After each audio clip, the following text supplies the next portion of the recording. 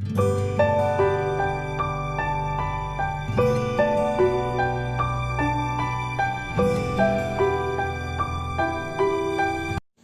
dear students, welcome to your English class. So we have already finished with the tenses, and while I was taking the tenses in my first video, we have before starting the tenses discussed the main part of tenses, that is verb. And verbs I have told you, they are action verbs, and we have two types of verbs, that is auxiliaries and main verbs, and we also have modals. So we have not done the modals, but we have done the auxiliaries. Then apart from that, if I talk of types of verbs, they can be transitive and they can be intransitive also. So today our topic will be the basic or the various types of verbs that we have in English language. Now what are transitive verbs? What are intransitive verbs? The question arises. So let me tell you, dear children, transitive verbs are the verbs in the sentences where we find the object. These sentences can have meaning only when there is object. So when the action passes on to the object from the subject, these type of sentences, they have the transitive verb. In those sentences, the object is very essential, and the sentence can have a meaning. The verb stands over there in the sentence only with the help of object. Now let's take an example where the action passes on from the subject to the object. So this means, I hope you know what is object, what is subject in the sentence, and what is the verb. So let's take one example from your book only. Ruhani sang a song. Now in this sentence we all know Ruhani is our subject, sang main verb, song is your object, right? So if I say Ruhani sang, what do you think? The sentence is complete. Do you find any meaning in the sentence? No. This means this part of the sentence which we call the object is very important, and it can be answered with the question family who sang the song. So if I ask this question, the answer would be Ruhani. Ruhani sang a song. So here the action, that means sang, is related to subject, and the action is passing on to the object, which means they are all interconnected. Sang what? She sang a song. Who? Ruhani. So this means for this subject, this object is very important, and the sentence would be incomplete if I simply write Suhani sang. So this sentence here, the verb that has been used where the action from subject, it passes on to the object, means where we have object in the sentence, those types of sentences, they have the transitive verb. So here this verb is known as transitive verb, right, where we find the object in the sentence. And just the opposite, where the object is not there in the sentence,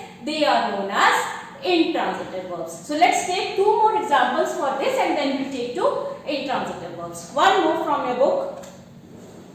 I wrote a poem. Now I is your subject, wrote is your main verb, object is your poem. So here also, who wrote the poem? I. So this means action is passing from subject to object. Here also we have object in the sentence, and that is why this verb is known as transitive verb. Where we do not find any object in the sentence, those verbs are known as intransitive verbs. So now let's come to intransitive, and let's try to compare them, both of these verbs. Intransitive verbs, right? So where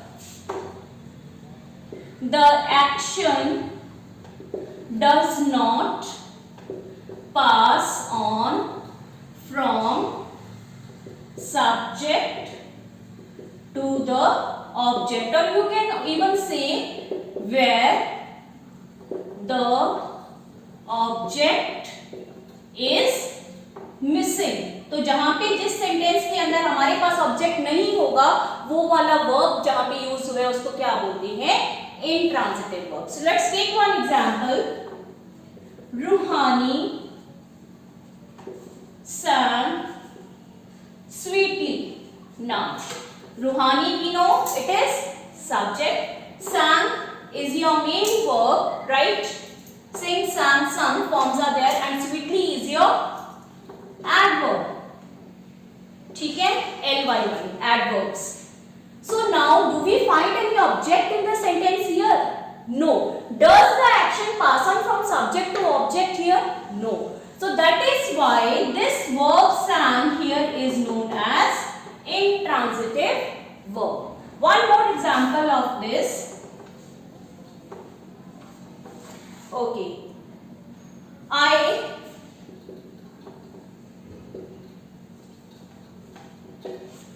arrived late. I subject, arrived, main verb, arrived. ठीक है? And late is your adverb. Often, late, soon, all these are your adverbs. So, do we find any object in the sentence here? No. So, this means the action is not passing over from subject to object, or the object is missing in the sentence. And so, that is why this verb that has been used here is known as intransitive verb, right? So, simply transitive verbs are the verbs in the sentences where we have object. Intransitive verbs are the verbs where we do not find any object in the sentence. So, these are the two types of verbs, transitive verbs, intransitive verbs. So, what is there? A verb which requires an object to complete its sense is known as transitive verb. A verb which does not require an object to complete its sense is known as intransitive verb. So I hope this difference between transitive and intransitive is clear to you all. Moving on to the objects now. This was something about the types of verbs. But we also have two types of objects. Now, we have direct object in the sentence and we have indirect object. So now how to identify whether the object is direct or indirect? So now let us see. And what is direct object and what is indirect object? The things will be clear when we will be solving your book exercises, right? And when you revise your rules from the book and read the examples carefully. So it is types of objects now. How many objects are there? Two. Number one, we are going to take the direct object. And then we are going to take the opposite of it, that is indirect object. So what is direct object? Direct object is always a thing in the sentence. And indirect object,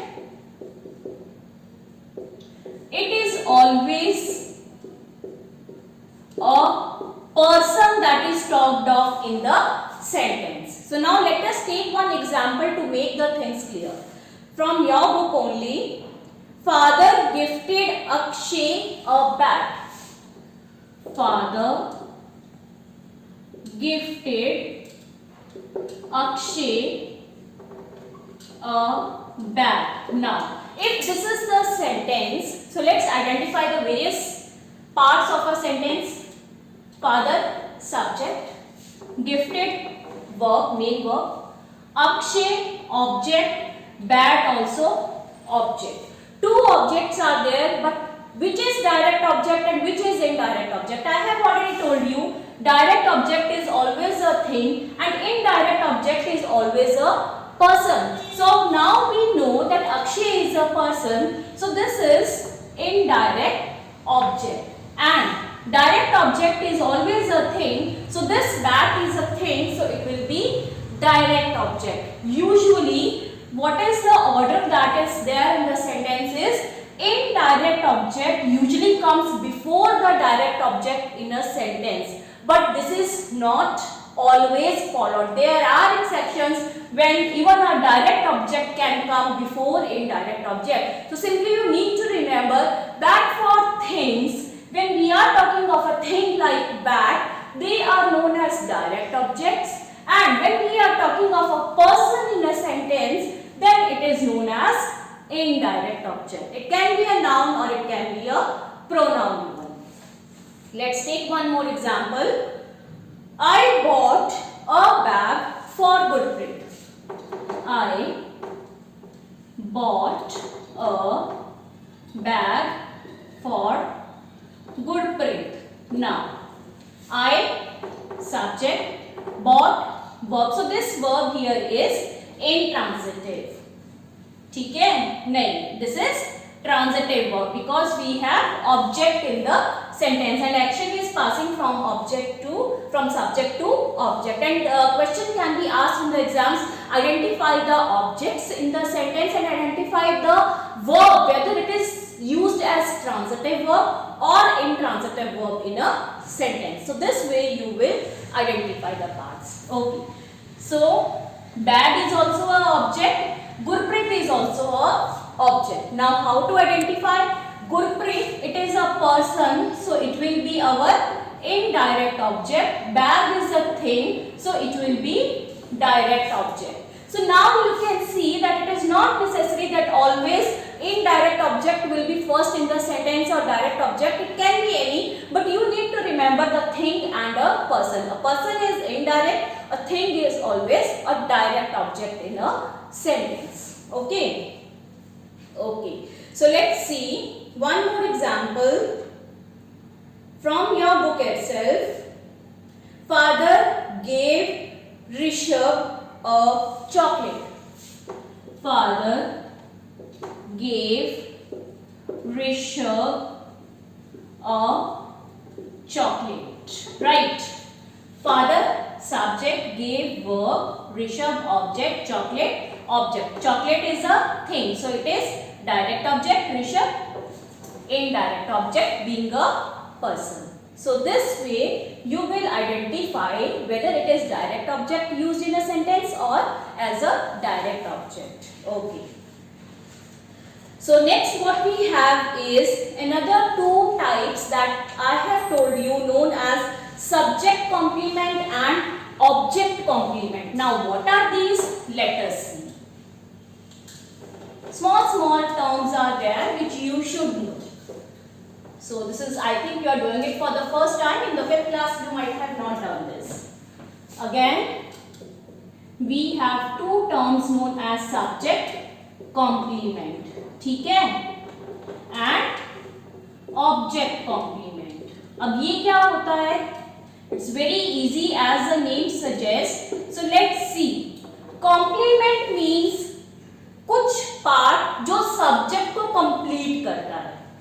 here also कुछ ऐसा part जो object को complete करता है, तो उसको क्या बोलते हैं? Object complement. और कुछ पार्ट, कुछ हिस्सा सेंटेंस का जो सब्जेक्ट को कंप्लीट करता है, उसको बोलते हैं subject complement. So let's take some examples from your book. Okay. Nitya is smiling. First example. Nitya is smiling. Now, Nitya subject is verb, smiling. It is also your verb. This is present continuous tense that has been used. So now let me see. Nitya is subject. इस verb है, तो ये smiling जो extra word use हुआ है, ये किसके लिए यूज हुआ है? सब्जेक्ट के लिए यूज हुआ है. नित्या, स्माइल कौन कर रहा है? नित्या कर रही है. So this extra word that has been used with this auxiliary or you can say verb is used for Nitya. So this is your subject complement. ठीक है. One more. These fruits are fresh. These fruits are fresh. Are verb, these fruits subjects, and fresh is a adjective that has been used here. But this word fresh, it has been used for what? It has been used for subject. Fruits के बारे में बात हो रही है कि वो fresh हैं, तो ये हमारा जो वर्ड है फ्रेश, एडजेक्टिव जो हमने यूज किया है, एक्स्ट्रा वर्ड हमने जो यूज किया है, ये क्या है? सब्जेक्ट कॉम्प्लीमेंट, मतलब उसके लिए उसका कॉम्प्लीमेंट है। ये कॉम्प्लीमेंट क्या होता है? तारीफ करना, कुछ प्रेज में एक्स्ट्रा वर्ड्स बोलने। तो इसीलिए जो हमारा फ्रेश है वो फ्रूट्स के लिए यूज हो रहा है, and that is why it is known as a complement to the subject. Okay, now let us see if I talk of another sentence from your book. They elected Smita president. They elected Smita president. ठीक है? They subject, elected verb, Smita object, and this word president is noun which is an extra word in the sentence which has been used for whom? They elected Smita president. अब बताओ मुझे sentence के अंदर की president कौन है? दे के लिए यूज हुआ है या स्मिता के लिए यूज हुआ है? It has been used for the object Smita in the sentence. They elected whom as president? Smita as president. If I ask the question, the answer would be Smita. किसको elect किया president? Smita को elect किया, and Smita is our object. So this word president which has been used for Smita, it becomes our object complement. किसके लिए use हो रहा है? Object के लिए यूज हो रहा है, and this extra word has been just used to add a complement to the object. So that is why this word is object complement. One more example. I found the reference book useful. I found the reference book useful. I subject, found verb, reference book, this is article, or you can say determiner. Reference book, this is object. Useful now. What is it? Extra word in the sentence. I found the reference book useful. Now what is useful? I am useful? No. What is useful? What has been found useful? If I ask a question, the answer would be reference book, our object. So this means this word useful has been used for the object. So that is why this word is known as object complement. It is another word which has been used in the sentence for the object as its complement. Extra word used for the object in the sentence is known as object complement. So I hope you got these two, and you got the difference between subject complement and object complement. When that word has been used for the subject, it is known as subject complement. When it has been used for the object in the sentence, it is known as object complement. But then for that we should know what is subject, what is verb in the sentence, and which one is the object in the sentence. Only then you can identify the subject complement and the object complements. Okay, and the things will be clear when we solve the exercise. So today's homework is to revise all these 6 terms from your book. Lesson number 16 it is. Along with examples you will revise transitive verb, intransitive verb, direct object, indirect object, subject complement and object complement. So according to your book, what is the definition of these two complements? Let's see. A complement that tells us more about the subject is subject complement. A complement that tells us more about the object is object complement. It is given in that yellow paragraph. You can take it from there. Okay. So this is something that I wanted to know. And verbs that need a word or a phrase to make complete sense are called verbs of incomplete prediction or incomplete verbs. The word of the phrase is so added is called the complement of the verb. So if the verbs require extra words to complete the sense, then they are known as complements. Okay. So I hope you have understood all the 6 new terms that we have done. Do revise them from the book, the definitions and the examples, and try to solve the book exercise. And then in the live class next day we will be discussing the book work of this chapter. So that's all for today. Stay safe, stay.